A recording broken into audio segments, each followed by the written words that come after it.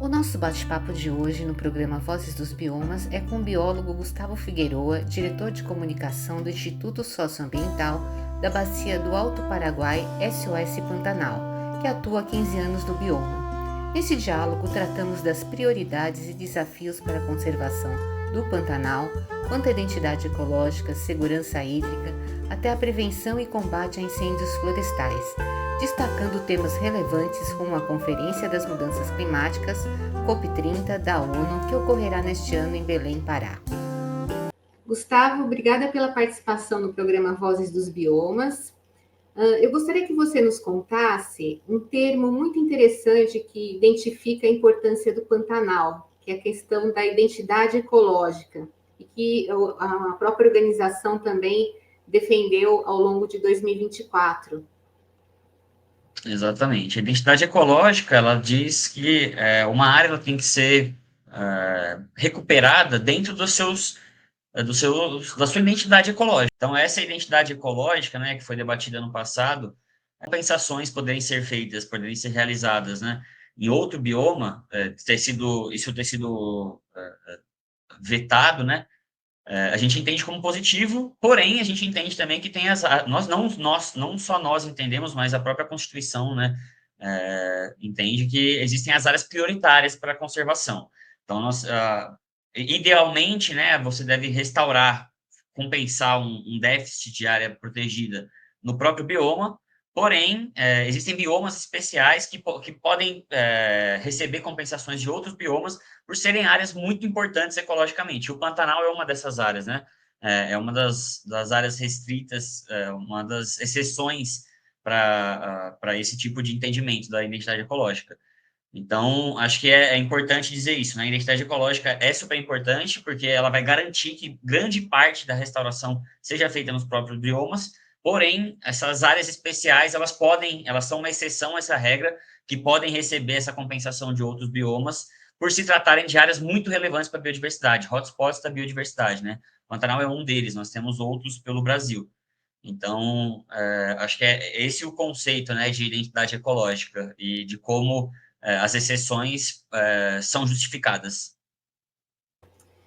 E eu gostaria também de saber de vocês que, ao longo desses 15 anos, né, que o SOS Pantanal tem trabalhado, né, no bioma, quais são as prioridades hoje, né, tendo em vista a questão da crise climática, né, de todas essas mudanças, em especial a partir de 2020, quando ocorreram fortes queimadas, né, incêndios florestais que causaram, vamos dizer assim, um resultado catastrófico, né, tanto para a flora e fauna, né, do bioma.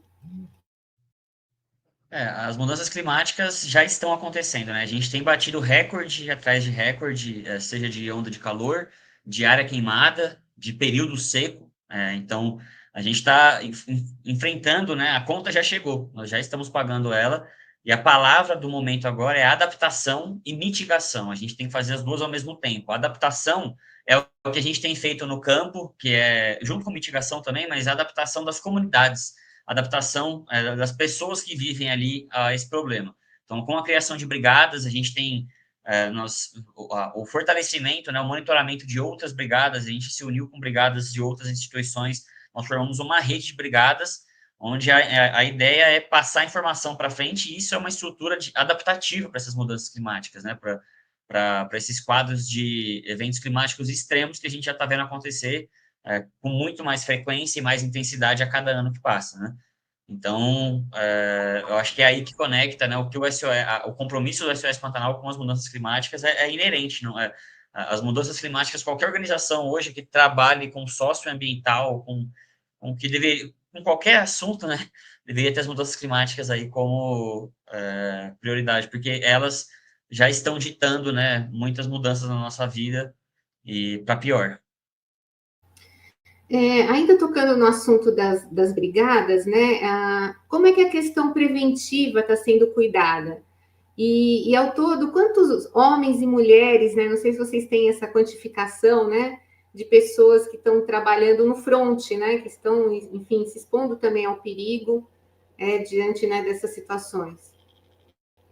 Olha, é difícil ter uma precisão correta de quantas pessoas estão ali. Isso varia de acordo com a época do ano, né? Os brigadistas do IBAMA eles são contratados mais tarde, e tem a variação acontece de acordo com a demanda. Mas eu posso dizer das brigadas pantaneiras, por exemplo, já foram mais de 500 pessoas capacitadas para brigadistas. Significa que eles são brigadistas que estão o tempo todo lá? Não. Tem algumas pessoas que vão, muitas pessoas vão embora, algumas não ficam, né? Isso é o que já foi capacitado por nós. Então, durante um episódio de incêndio, são mobilizados brigadistas de vários lugares do país, não é só do Pantanal, para atuar naquela área. A prevenção é importante para dar esse primeiro combate, né? A pergunta que você fez, a primeira resposta faz parte da prevenção. É você ter uma brigada formada ali que vai dar uma resposta rápida, com equipamento adequado para um foco que pode se tornar um grande incêndio. Isso a gente já viu melhorar muito, né? Só que quando vem grandes incêndios, não existe, é muito difícil as pequenas brigadas segurarem a bronca. Então, aí tem a ver com o manejo integrado do fogo, que foi uma etapa que a gente avançou só no ano passado, efetivamente, quando foi aprovada a lei do manejo integrado do fogo, uma lei nacional, né, que gere as competências de cada órgão para fazer as atividades de manejo integrado do fogo no Brasil, nos diferentes biomas, com seus calendários específicos sendo respeitados, porque os biomas são diferentes, as mudanças climáticas já estão mudando ainda mais, né, o que era o normal de período de estação que a gente tinha bem definida, hoje não tem mais. Então, hoje a gente não tem mais estações, janelas grandes de queima, que é o período seco e o período chuvoso. A gente tem que fazer em janelas apertadas, porque às vezes cai uma chuva que não estava esperada, molhou o solo, é o suficiente para a gente conseguir fazer o manejo, porque daqui vai ficar 6 meses sem chover, o que deveria ter chovido em 4. Então, a gente tem que se adaptar. Esse avanço a gente só teve no ano passado e a gente vai ver, a gente já está começando a ver sendo implementado esse ano, mas também não é algo que a gente vai já implementar de uma vez e todo mundo vai ficar super feliz. É um processo de aprendizado, a gente deu ok para começar a agir agora. A gente ainda vai ter bastante tempo, bastante aprendizado até as coisas, até a gente conseguir trabalhar isso de uma forma mais segura.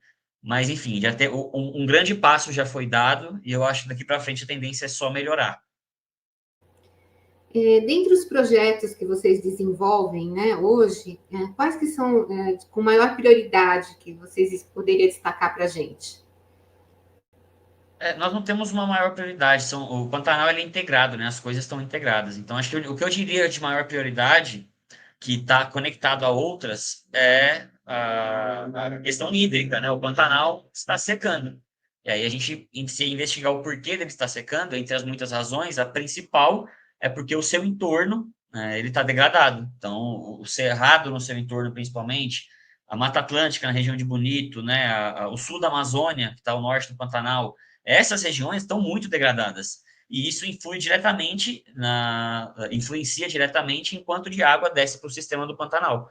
Então, você com esses biomas, né, ao redor do Pantanal, na bacia do Alto Paraguai, degradados, não produzindo mais água, o Pantanal seca. O Pantanal ele depende dessa água que vem de fora para sobreviver. Ele não produz água, né? As nascentes estão todas fora. Então, a maior ameaça é a seca, e a seca causada pela degradação, né, pelo uso extensivo do solo, por ausência de boas práticas, né, em grande parte das áreas, que a gente está perdendo o Pantanal de fora para dentro. Então, acho que se eu pudesse elencar, e aí faltando água, consequentemente, né, você aumenta o risco de fogo, colocando um fator de que existem vários milhares de seres humanos morando ali, que estavam acostumados com mais água e usavam o fogo tradicionalmente para isso. E agora está mais seco e o fogo está perdendo o controle muito fácil. Você tem um desastre socioambiental totalmente explicado aí, muito óbvio, onde nos gargalos das questões.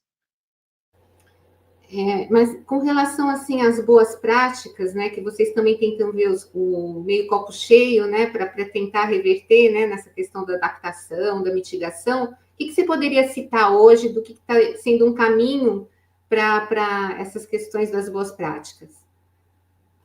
Eu acho que a gente mostrar que dá certo, né? O manejo integrado do fogo ele foi questionado por um tempo pela comunidade científica e ambientalista, né, no Brasil, foi ignorado, foi tratado durante muito tempo que o fogo era zero e essas ideias de manejo do fogo começaram a ser aceitas agora, estão começando a ser absorvidas, né, pela sociedade agora.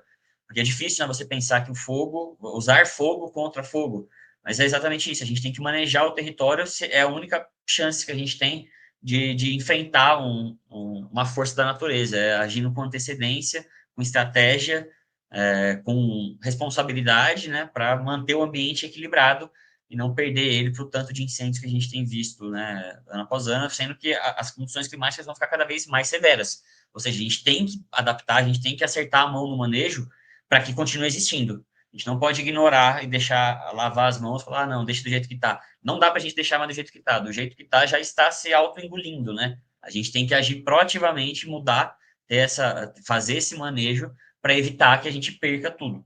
Então, eu acho que esse é o grande desafio, né? Mostrar para a sociedade que o fogo, quando usado da forma positiva, ele é um aliado e ele traz benefícios. A gente, numa larga escala, você vai queimar uma área muito pequena, uma área pouco ecologicamente relevante, né? O negócio, e não é uma área só, a gente vai queimar metade do Pantanal e o resto não. São mosaicos. Então, as queimas prescritas são em mosaicos, respeitando o Pantanal, evitando que as grandes massas de floresta, né, sejam atingidas nas épocas mais secas do ano. A ideia não é queimar floresta, é queimar pastagens nativas, áreas que já estão, que naturalmente pegam fogo, né, há muitos anos, só que se não queima-se elas, a hora que está muito, elas produzem muita matéria orgânica, na hora que está muito seco e o fogo vem, porque o fogo vai vir, não tem como a gente excluir ele do cenário, o ser humano está lá, não tem como a gente agir inocentemente achando que de um ano para o outro todo mundo vai parar de usar o fogo está aí, a gente precisa se preparar para que ele não encontre caminho para se espalhar.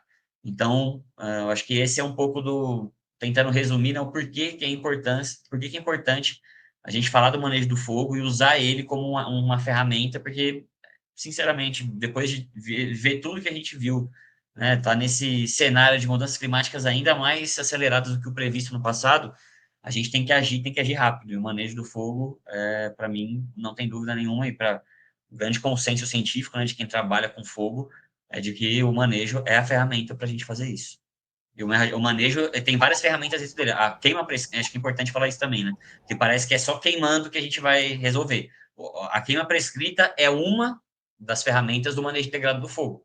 Então, tem a preparação de brigadas, tem o investimento do poder público nas brigadas, nos órgãos de resposta, abertura e manutenção de aceros, enfim, incentivo a cada propriedade ter o seu plano, né, de ação contra fogo. Então, cada propriedade sabe de onde o fogo está vindo, ela vai se preparar, vai criar uma rede de propriedades preparadas para lidar com o fogo, para resolver rápido, para não precisar chegar numa escala muito grande, né, de ficar impossível de apagar. Então, a queima prescrita é das várias ferramentas que tem dentro do manejo integrado do fogo para a gente lidar com esse problema, né, de forma séria. Então, acho que é bom deixar claro, porque às vezes eu falo que a queima prescrita é a que chama mais atenção, é a que, digamos assim, traz um resultado maior em território, de escala. Mas ela, sozinha, não funciona se não tiver todas as outras integradas. Agora, falando um pouco de vulnerabilidade, né? A questão ecossistêmica, biodiversidade, né? Você é biólogo, né? Também. Então, qual é a lente de aumento que a gente tem que ver hoje no Pantanal que vocês estão vivenciando, né? Os cuidados, alguns exemplos que você vê de algumas espécies também que estão sofrendo, né? Queria que você falasse um pouco a respeito. Olha, eu acho que o maior problema, sem dúvida, é a extinção local de várias espécies, né? Às vezes, quando a gente para pensar em uma espécie estar extinta ou não, a gente fala, não, ela não está extinta, então tá ok. Só que antes de uma espécie ser extinta de vez, ela vai acontecer, as suas populações vão se extinguindo. Não é de uma vez, né? Existe, não existe mais. Os números vão diminuindo. Mas já foi observado em 2 artigos, né, a diminuição drástica e o desaparecimento de 2 espécies em áreas monitoradas na Serra do Amolar. Já está aprovado, né? Já com o pouco monitoramento que existe no Pantanal, ainda assim, a gente consegue saber que existem extinções locais. Se a gente colocar isso numa escala gigante, tipo o Pantanal, da área que não é coberta por pesquisadores, por estudos, por monitoramento, com certeza isso vai dar um número bem assustador, né? Então, a gente já está evidenciando essas extinções locais no Pantanal, algumas a gente nem sabe, outras a gente estima, é difícil você ter esses dados corretamente, né? E é difícil a gente esperar para falar isso só depois que tiver a confirmação. Daqui 10 anos, falar, então, lembra lá em 2025? Realmente, você pode falar que estava acontecendo extinção local. Então, as provas estão indicando que sim, está acontecendo em larga escala. A gente já tem isso muito claro. E é isso, né? Um bioma altamente diverso, altamente rico, como o Pantanal, está sofrendo extinções locais e a tendência com essas mudanças, né? Com áreas mais secas, com áreas queimando mais, é que essas ilhas de biodiversidade vão diminuindo cada vez mais e algumas vão sumindo, inclusive. No aspecto cultural, né, que tem uma característica muito importante, né, do povo pantaneiro, como é que você vê assim os processos migratórios, né? Porque isso faz com que também as pessoas tenham que migrar, né? Se não tem água, enfim, se não tem como subsistir, né? O que fazer? Gostaria que você narrasse alguma experiência, algum exemplo também que vocês estão vivenciando. Olha, a gente tem um projeto agora, inclusive, em curso, é um dos outros relacionado que você perguntou, né, da água, uma das nossas frentes de atuação, onde a gente está monitorando a quantidade e a qualidade da água que vem do Pantanal. E para fazer isso, a gente está fazendo em parceria com comunidades tradicionais, com propriedades, né, com pessoas do Pantanal mesmo que vivem ali, depende daquela realidade. E muitas delas, o acesso à água que tem, que se conseguem furar um poço, a água é muito salina, a água é muito ferrosa, né? Não é uma água boa de qualidade para tomar, a grande maioria deles não tem água de qualidade para tomar. Então, a gente começou um projeto agora de instalação de sistemas de potabilização de água para essas comunidades conseguirem, pelo menos, se abastecer de água, né? E não precisar saírem de lá. Mas isso, por enquanto, tá funcionando. A gente não sabe daqui 5, 10 anos o quanto esse lençol freático vai retrair, o quanto realmente vão ter regiões que vão ficar inabitáveis. Então, isso quebra a cultura, né? A gente vê várias pessoas, jovens de fazenda, né? Jovens ribeirinhos, eles têm ido para a cidade, têm tido um movimento para as cidades grandes, né? Desses jovens, tem poucos jovens que se interessam em ficar nas áreas rurais. Ao mesmo tempo, a dificuldade em viver nas áreas rurais tem mandado gente de volta, que moravam na cidade, tem gente que está indo morar e ocupar a margem do rio. Então, são pessoas que também precisam do fogo para o seu dia a dia, enfim, vai queimar um lixo porque não tem onde descartar, a pessoa já está numa situação vulnerável. Então, é um problema complexo, não é só culpa de um, culpa de outro, é um sistema complexo onde o ser humano está no meio, causando esse rebuliço, e a gente precisa se organizar. Acho que esse é o objetivo se a gente quer mudar esse jogo. E tendo em vista assim os projetos que vocês estão desenvolvendo para 2025, quais seriam as principais frentes? Gostaria que você falasse para a gente, que a gente está chegando nos momentos finais, né? E ao mesmo tempo você colocar também as suas observações que acharem oportunas, né? A falar a respeito Legal. Do bioma. 2025 nós seguimos com os objetivos, né, de atuar fortemente na governança e segurança hídrica, na prevenção e combate a incêndios e na restauração e na conservação. Então, são áreas que fazem parte desses 3 pilares, literalmente são os pilares que sustentam o SOS Pantanal, que é a segurança e governança hídrica, prevenção e combate a incêndios florestais e restauração e conservação. A gente mexe nessas 3 através da comunicação, do advocacy, né, da parte técnica. Então, a gente tem essa visão estratégica muito bem montada e continua sendo para isso. Esse ano, agora, a gente tem um debate muito acalorado que está voltando sobre a hidrovia do Pantanal, do Rio Paraguai. É um projeto muito polêmico que não tem consenso nenhum, que tem muitos indicativos negativos, né? E precisa ser muito melhor debatido com a sociedade para passar. Não é só, fez um estudo lá, tá certo, manda bala. Tem muita coisa que precisa ser debatida, é um negócio muito sério, não dá para ser do jeito que tá, não dá para passar.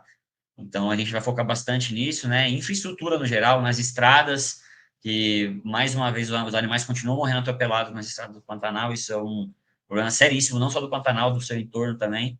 Então, é algo que a gente vai focar bastante e continuação, a gente vai continuar de olho nos desdobramentos da lei do Pantanal, uma lei federal que está no Congresso, né, sendo debatida, já passou por Congresso, Senado, está tramitando na Câmara e no Senado, e a gente está de olho para que não seja uma lei mais fraca do que as estaduais que a gente conseguiu conquistar, né, e com o apoio dos governos locais, enfim, de vários atores da sociedade civil. Foi uma grande conquista para todos essa lei. Então, a gente não quer que uma lei federal enfraqueça as leis estaduais, principalmente, né, do Mato Grosso do Sul. Foi uma lei muito construída com o diálogo com a sociedade civil, com o poder público, entre as esferas do poder público. Então, a gente está tentando que seja uma lei razoável, não dá para afrouxar no nível federal, visto que o estadual saiu na frente, né, e ditou as regras de uma maneira mais clara. E só mais uma questão. COP30, né? A gente tem, né, a Conferência do Clima, que vai ser em Belém, no Brasil, né, no Pará. Vocês vão levar alguma agenda, alguma pauta para a COP30? Sim, nós já estamos levando, né, de 2023, foi a nossa primeira participação na COP, em Dubai. Ano passado estivemos presentes também no Azerbaijão, e esse ano estaremos presentes no Brasil, levando o nome do Pantanal para frente, né, acho que colocando o Pantanal mais à voga. A gente tem conseguido levar a mensagem do Pantanal para o Parlamento Europeu, para embaixadas de países como os Estados Unidos, Coreia do Sul, França, enfim, Alemanha, Bélgica. Então, a gente tem ampliado essa conversa, e na COP30 nós teremos agendas bilaterais, a gente deve trazer outras oportunidades para o Pantanal, mas principalmente a gente tentar fechar algum acordo, né, onde o mundo reconheça a importância do Pantanal como um hotspot de biodiversidade, e que seja incluído, né, não só o Pantanal, mas as áreas úmidas no geral, sejam incluídas nas decisões, né, de exportação, importação, nas regras de importação de outros blocos, como o bloco europeu, o bloco asiático, enfim. Essa é a grande ideia, né, a gente colocar na mesa de maneira mais clara que, para a gente continuar tendo um ecossistema equilibrado, áreas como o Pantanal e outras zonas úmidas precisam estar inclusas nesses grandes acordos, né, de comerciais estratégico-climáticos. Bom, gratidão e até uma próxima, Gustavo. Até uma próxima. Tchau, tchau.